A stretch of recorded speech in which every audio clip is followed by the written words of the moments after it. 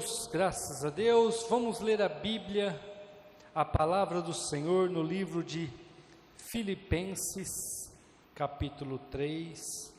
Nós vamos ler do 4 em diante. Ainda que também eu podia confiar na carne.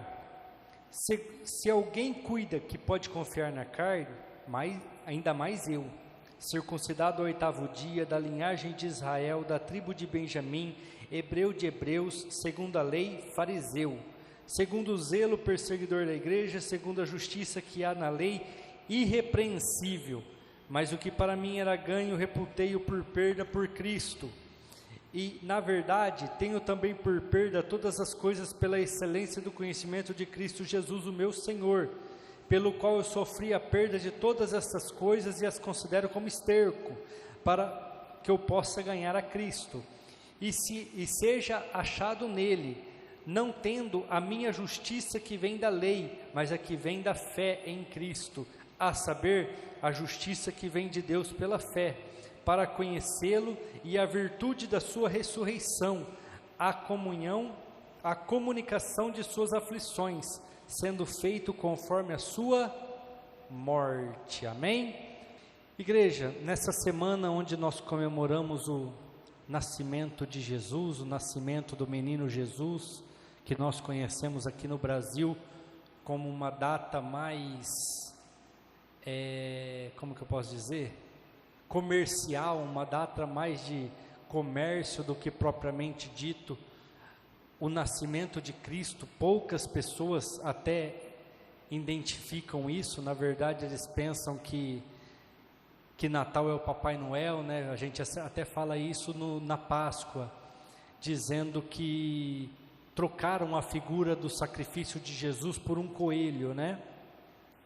E no Natal não é diferente.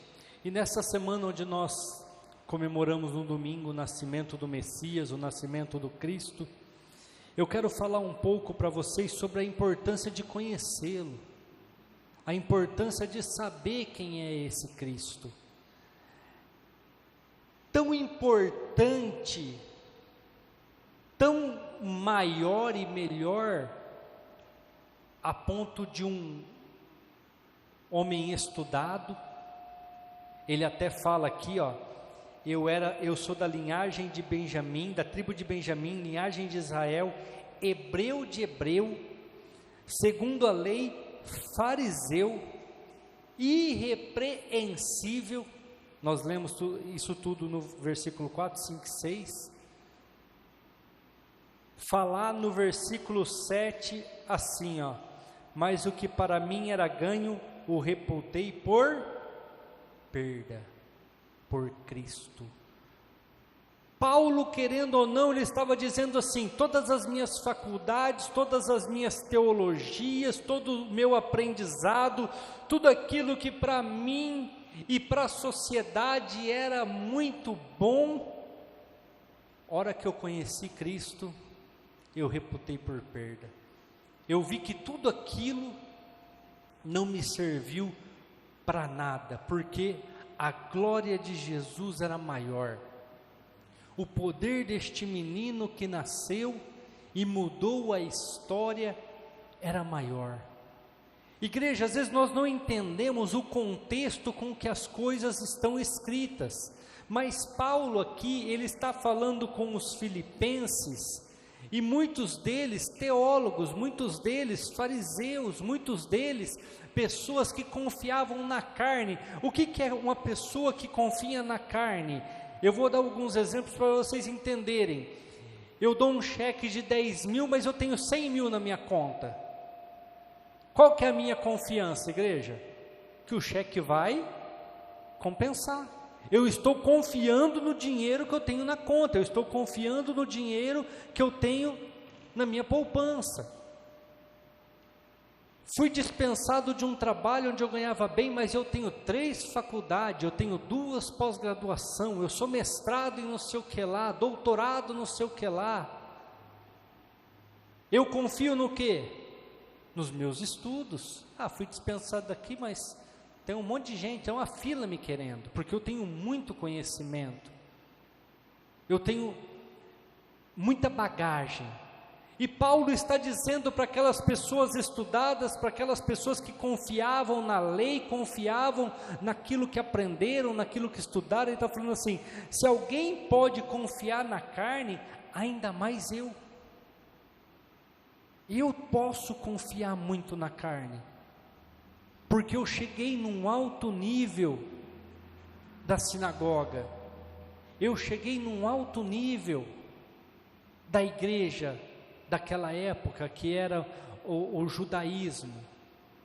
Só que quando eu conheci Jesus, eu vi que aquilo tudo era perda. Eu vi que tudo aquilo não me acrescentou o tanto que ele me acrescentou. Igreja, por que eu estou dizendo isso? Jesus nasceu, viveu, transformou a humanidade. Eu sempre gosto de falar isso. Se você pegar uma escritura pública, aquelas que se fazem em cartório, principalmente de compra de imóvel, terreno ou casa, você vai ver que vai estar lá, que nem hoje, dia 20 de dezembro de 2023, depois de Cristo. Aquele que mudou uma história, chegou na vida de Paulo, um cara estudado, um cara que tinha um alto cargo na sinagoga. Ele fala assim: a hora que eu conheci Cristo, a glória dele era maior. A hora que eu conheci Cristo, eu parei de confiar na minha carne para poder andar, e conforme nós lemos no último versículo, aí no versículo 10, conforme as suas aflições. Igreja, hoje em dia, poucos têm confiado em Cristo. As pessoas têm confiado na sua carne, naquilo que podem ver, naquilo que podem sentir e apalpar. Poucos têm orado e dito: Senhor, eu coloco essa situação aqui nas tuas mãos e eu espero em ti. Eu não vou confiar na minha carne, eu não vou confiar na minha astúcia, eu não vou confiar na minha habilidade, mas eu quero confiar em ti. Eu quero colocar isso nas tuas mãos e confiar em ti. O Senhor sabe o que eu preciso, o Senhor sabe as minhas necessidades, o Senhor sabe tudo aquilo que me envolve, tudo aquilo que eu necessito para este dia. Então eu quero colocar tudo em tuas mãos e esperar. Não vou desesperar, não vou ficar ansioso. Eu quero colocar em tuas mãos. Eu quero esperar em ti, sem tomar decisões precipitadas. Como Paulo disse aqui, eu não quero confiar na minha carne. Eu poderia, porque eu tenho todos os artifícios necessários para poder confiar na minha carne. Eu tenho tudo aquilo que é necessário para confiar na minha carne, como um religioso. Mas quando eu conheci Jesus, eu vi que a glória dele era maior. Eu vi que a glória dele superava todas as coisas. Às vezes nós colocamos a nossa fé e a nossa esperança naquilo que nós estamos vendo. Isso não é confiar em Cristo. Nós vivemos recitando esse versículo em todo momento, né? Que a fé é o firme fundamento das coisas que não se veem, mas se esperam. Hebreus 11:1. Mas muitas vezes nós confiamos naquilo que somos, naquilo que temos. Eu não tenho uma faculdade, o que eu vou fazer agora? Eu não estudei, o que eu vou fazer agora? Eu não fiz isso, eu não fiz aquilo, como que eu vou me sustentar agora? Paulo estava dizendo aqui: eu não confio mais na minha carne, eu confio em Cristo. Eu não confio mais naquilo que eu sou, eu confio naquilo que Jesus me tornou. A partir do momento que eu conheci esse menino que nasceu e viveu por 32 anos e morreu numa cruz e ao terceiro dia ressuscitou, conforme ele fala aí no versículo, cadê, deixa eu achar aqui, no versículo 10, para conhecê-lo e a virtude da sua ressurreição. A partir do momento que eu vi esse homem ressurreto, tudo aquilo que eu estudei, tudo aquilo que eu fui, tudo aquilo que um dia eu me preparei para ser, eu tive por perda. Igreja, Paulo não era qualquer um. Paulo estudou, Paulo se formou, Paulo era doutor naquilo que ele fazia, como ele mesmo fala no versículo 6, segundo o zelo perseguidor da igreja, segundo a justiça que existe na lei, irrepreensível. Sabe o que é algo irrepreensível, igreja? Não tem dúvida, não tem o que repreender, não tem, deixa eu dar uma forma mais fácil de entendimento, não tem o que mudar, é perfeito. Ele fala assim, ó, tudo que envolve o estudo das leis dos profetas do Antigo Testamento, tudo que envolve o estudo dos fariseus, dos saduceus, tudo que envolve essas coisas, eu fui irrepreensível. Igreja, para vocês terem uma ideia, Paulo, ele foi formado aos pés de Gamaliel, sim ou não? Era um alto estudioso da sinagoga, era um líder da sinagoga, um dos mais bem conceituados. Para ele ter escolhido Paulo para ser seu discípulo, seu talmide, era porque Paulo tinha algo diferente, não era uma pessoa qualquer. Ele foi formado aos pés do melhor da época. Para vocês terem uma ideia do que eu estou falando, e é o que eu falo, às vezes a gente não consegue entrar no texto, no contexto, por um pouco de falta de conhecimento. Jesus não foi formado aos pés de Gamaliel. Jesus não teve o estudo na sinagoga. Tanto é que muitos deles falavam, da onde vem tal conhecimento se ele não estudou? Se ele não tem a letra, na Bíblia está, ele é iletrado, ele não tem letra. O que é isso? Ele não estudou. Para vocês terem uma ideia do que na carne, quem era Paulo? Jesus não teve isso. Só que ele fala, quando eu conheci Jesus, está no versículo 7, mas o que para mim era ganho, reputei-o por perda por Cristo. A hora que eu conheci esse Cristo no caminho de Damasco, todo o resto foi resto. Eu vou dar um exemplo que vocês vão entender. Às vezes, a gente lá adolescente chora por uma namoradinha, por um namoradinho, não é assim? E fica lá com o coração apertado, porque desfez isso e aquilo, e de repente conhece o amor verdadeiro. De repente conhece a pessoa que vai ser a sua companheira, o seu companheiro para o resto da vida. O que acontece com o resto, igreja, que ficou para trás? Nem lembra mais. Você nem lembra mais das coisas que ficaram para trás. Por quê? Porque aquilo que apareceu para você naquela hora é de um tamanho tão grande que o resto vira perda.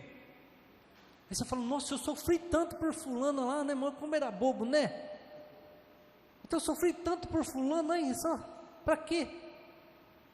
Mas por que, igreja? Porque muitas vezes nós confiamos na nossa carne, nós confiamos naquilo que nós vemos, que sentimos, e a Bíblia fala, enganoso é o coração do homem, quem pode dominá-lo?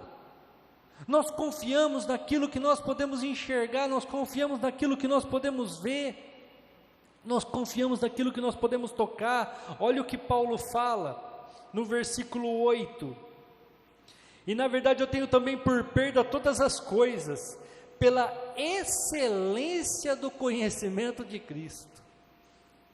Ele fala: olha, a hora que eu conheci esse menino chamado Jesus Cristo, a hora que eu conheci essa doutrina, a hora que eu conheci esse homem, era muito mais excelente, era muito melhor, era muito mais do que aquilo que eu poderia imaginar. Aí ele continua: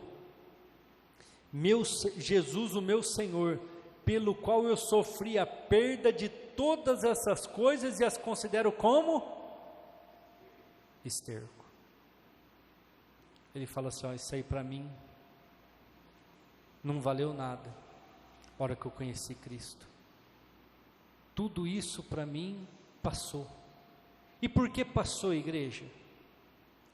Porque a partir do momento que Paulo conhece a Cristo, ele começa a viver aquilo que nós tanto falamos e às vezes não conhecemos, no ímpeto, no teor da palavra. Ele começa a viver o Evangelho. O que é viver o Evangelho? É viver as boas novas de salvação através da morte e ressurreição de Jesus. Cadê as leis? Não vale mais. Cadê as regras do templo? Para vocês terem uma ideia de como isso é verdade, às vezes algum judeu, algum do judaísmo vai assistir esse culto no YouTube e vai falar: você falou que não tem mais as leis. Cadê o templo? Tem que fazer os sacrifícios no templo, tem que fazer as festas do templo. Cadê? Para vocês terem uma ideia de que não existe mais, porque o próprio Deus permitiu que o templo caísse 70 anos depois de Cristo e até hoje não fosse reedificado. E vou falar mais, vai ser reedificado. Só que quem vai entrar no templo vai ser a própria besta, o próprio anticristo. O próprio anticristo. Sabe por quê? Porque Jesus é mais excelente. Paulo está falando assim: Jesus é mais excelente do que as festas, Jesus é mais excelente do que o sábado, Jesus é mais excelente do que os sacrifícios, Jesus é mais excelente do que o templo. Ele é maior do que todas essas coisas, Ele é maior que a lei, Ele é maior do que tudo aquilo que envolveu o Velho Testamento, Ele é maior do que Ele é maior do que o conhecimento, Ele é maior do que os estudos, Ele é maior do que tudo. Ele está falando, Ele é excelente. Igreja, se nós vivermos em Cristo, nós vivemos uma vida excelente. Se o nosso casamento estiver em Cristo, o nosso casamento é excelente. Se a nossa casa estiver em Cristo, a nossa casa é excelente. Pode ter dinheiro. Quantos casais endinheirados, tudo divorciado, tudo largado, filho estudando na melhor escola das cidades, né? Não vou dizer só Rio Preto, porque isso envolve todo mundo. Aí tem que pagar a melhor psicóloga, o cara fica meio doido, porque a família não tem mais a figura paterna, e não tem mais a figura materna, e cheio do dinheiro. Por quê? Porque não tem Cristo. Não tem Cristo naquele casamento. Jesus não entrou naquela casa, e as pessoas não deram a importância de conhecer esse Cristo. Paulo está dizendo assim: quando eu conheci o Evangelho, que são as boas novas de salvação através de Cristo Jesus, tudo aquilo que eu aprendi, tudo aquilo que eu vivi na lei, tudo aquilo que eu vivi com os sacerdotes no templo, como fariseu, como saduceu, tudo aquilo que eu achava que era orgulho para mim ser hebreu de hebreu, da tribo de Benjamim, circuncidado ao 8º dia, estudioso, irrepreensível, tudo isso, a hora que eu conheci Jesus, não me valia mais de nada. E isso é bíblico, não adianta nem falar que está em Gálatas, né, Schubert? Porque daí os judeus falam, não, mas é que Gálatas foi muito alterado. Gálatas, não é nem Gálatas, é Filipenses. Ele fala, eu tive por perda, porque Jesus era muito superior ao sábado, Jesus era muito superior às leis, Jesus era muito superior aos sacrifícios, Jesus era muito superior ao templo, e vou dizer mais que ele não está dizendo aqui, e inclusive eu estou parafraseando essa parte, ele devia estar pensando assim, Jesus é o próprio sacrifício, Jesus é o próprio Cordeiro que foi entregue naquela cruz do Calvário, para que eu e você tivéssemos salvação. Jesus é o próprio Senhor dos céus e da terra, que se entregou uma vez por todas, o justo pelo injusto, para que nós tivéssemos perdão dos nossos pecados. Jesus é maior do que tudo isso, mas as pessoas preferem acreditar na sua carne, as pessoas preferem acreditar em rituais, as pessoas preferem acreditar naquilo que veem, que fazem, em vez de confiar em Jesus. Igreja, muitas das minhas orações, sabe como que é? Muitas delas, verdade mesmo, é assim, Senhor, eu não consigo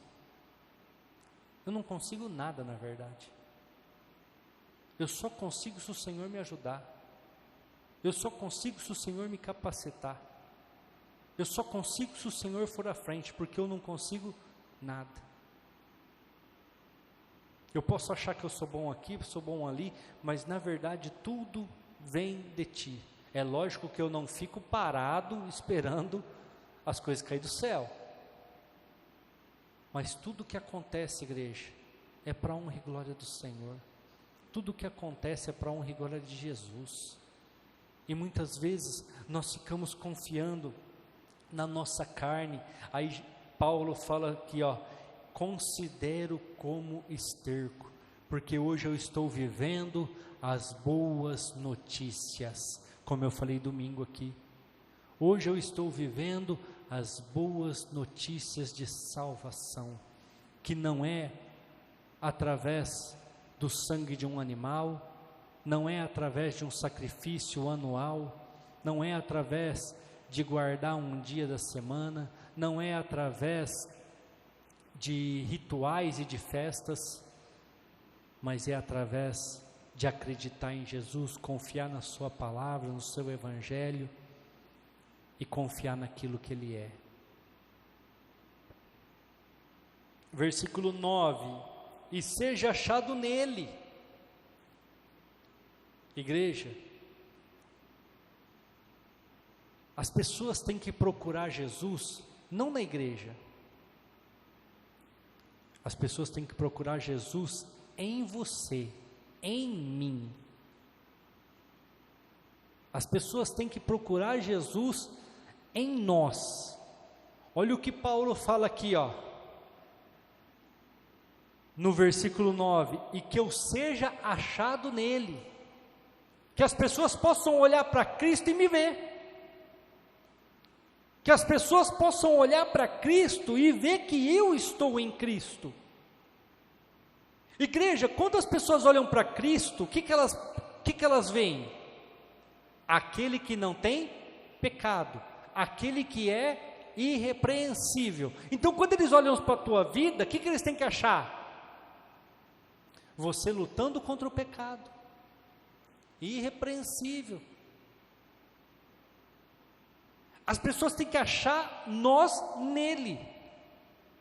As pessoas têm que olhar para nós e ver a gente muito próximo de Cristo. As pessoas têm que sentir a presença de Cristo nas nossas vidas. As pessoas têm que saber que nós somos diferentes ao chegar, ao tratar. As pessoas têm que te conhecer. As pessoas têm que ver que você é diferente, que você é um cristão, não tendo a mínima justiça que vem da lei. Não é a lei que me justifica. Não é a lei que me justifica. O que me justifica é o madeiro. O que me justifica é o sangue que foi derramado no madeiro. O que me justifica é aquele que morreu no madeiro. Porque a Bíblia fala que o salário do pecado é a morte. Então eu teria que morrer para pagar o meu pecado. Só que quem que me justifica? Jesus. Por quê? Porque Ele morreu no meu lugar. Então não é a lei que me justifica, é a morte de Jesus. Porque Ele tomou o meu lugar. Ele tomou o meu lugar e acredito que tomou o lugar de vocês, todos que estão aqui na igreja, porque vocês aceitaram o sacrifício dele para a sua vida. Agora tem muita gente lá fora, ou muita gente que vai assistir o vídeo, que ele não tomou o lugar, porque não aceitaram. E se não aceitou, ele tem que pagar o preço do pecado. E qual que é o preço do pecado? A morte. Não, mas eu não tenho pecado. A Bíblia fala que se nós dissermos que nós não temos pecado, nós somos mentirosos. E o mentira é o quê? Pecado. Aí ele fala, e não há verdade em você. Isso é bíblico. Não há verdade em você. Então, as pessoas que estão lá fora, que não aceitam Jesus como Salvador, que buscam a lei, elas têm que ser salvas através da lei. Só que a Bíblia fala que se você errar em uma vírgula da lei, você erra em todos os mandamentos. Está condenado. Porque ela é muito rígida. Muito rígida. Igreja, eu sou justificado não pela lei, como Paulo está dizendo aqui, não tendo a minha justiça que vem da lei. Não tenho essa justiça da lei. Mas nós temos a justiça de Cristo. Continuando, mas a que vem pela fé em Cristo. A minha fé, eu aceitei Jesus como meu Salvador, Ele morreu no meu lugar. Se Ele morreu no meu lugar, eu estou justificado pelo seu sangue, pela sua morte. É por isso que o sangue dele foi derramado. Para que nós pudéssemos ser justificados, não pela lei, mas pela fé, não por sangue de animais, mas pelo sangue do unigênito Filho de Deus. Para vocês terem uma ideia, quando furaram o lado de Jesus, o que saiu? Sangue e água. O que a água representa para nós? Vida. Vida. Nascemos de uma bolha de água. Somos constituídos de 70% água. Igreja, Paulo está dizendo aqui para os filipenses. Vamos pegar desde o começo. Basta, irmãos meus, que vos regozijeis no Senhor. Não me aborreço de escrever-vos as mesmas coisas, é segurança para vós. Guardai-vos dos cães, guardai-vos dos maus obreiros, guardai-vos da circuncisão. Porque a circuncisão somos nós que servimos a um Deus em espírito e nos gloriamos em Jesus Cristo e não confiamos na carne, ainda que também podia confiar na carne. Paulo está falando assim, quando chegarem aí falando da lei, fala que quem está mandando as cartas para vocês, que quem pregou Jesus para vocês, está acima deles na lei. Fala para esses da circuncisão que estão vindo aí, que eu fui formado aos pés de Gamaliel. Eu vou até ler para vocês aqui, ó.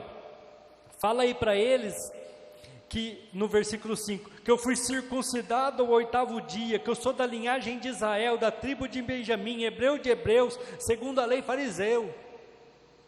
Aí ele continua, segundo o zelo, perseguidor da igreja, segundo a justiça que há na lei, irrepreensível.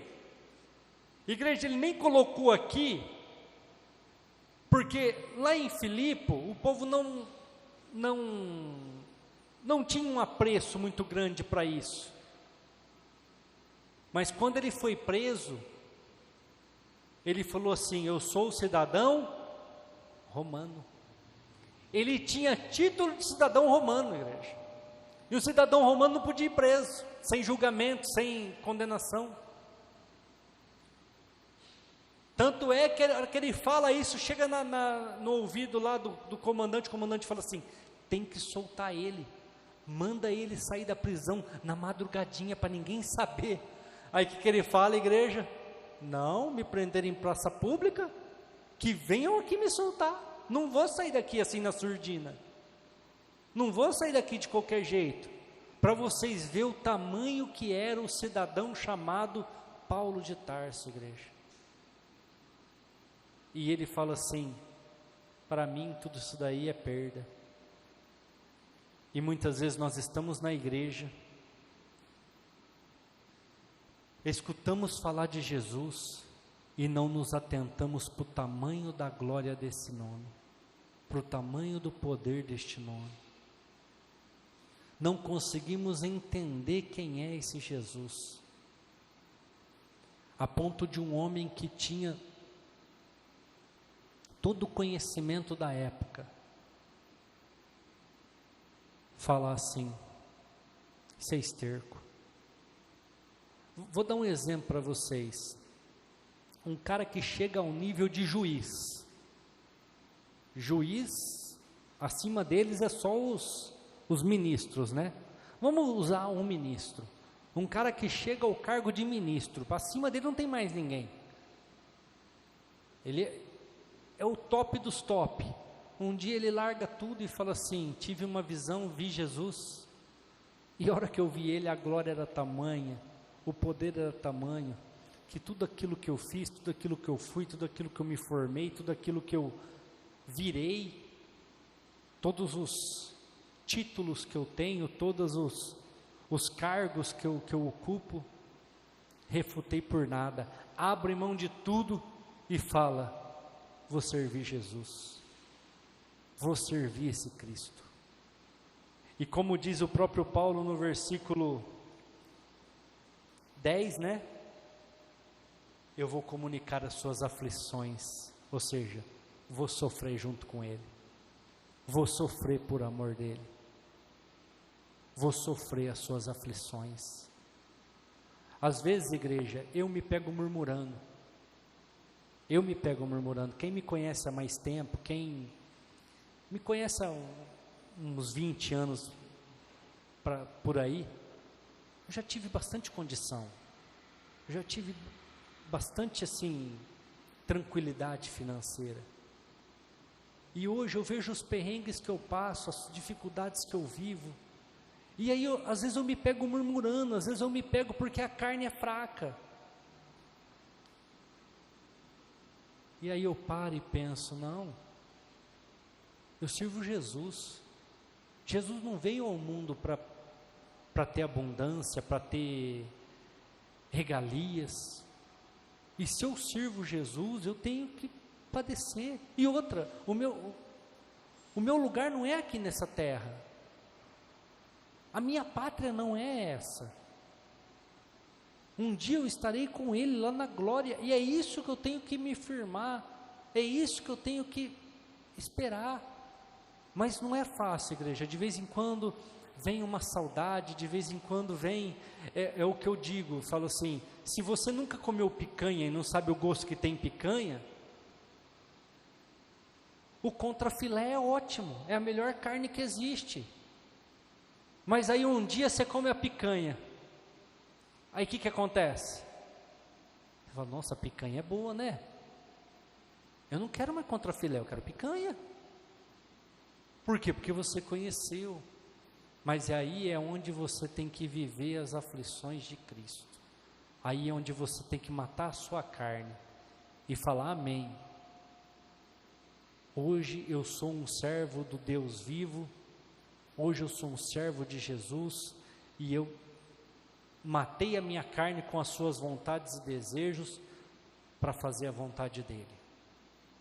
Para que, como Paulo disse aqui, e eu gostei muito dessa parte do versículo, eu nem tinha me atentado na hora que eu estava preparando o culto, versículo 9, eu vou até grifar aqui, ó, cadê minha caneta aqui, eu vou até grifar aqui, ó, e seja achado nele, e seja achado nele.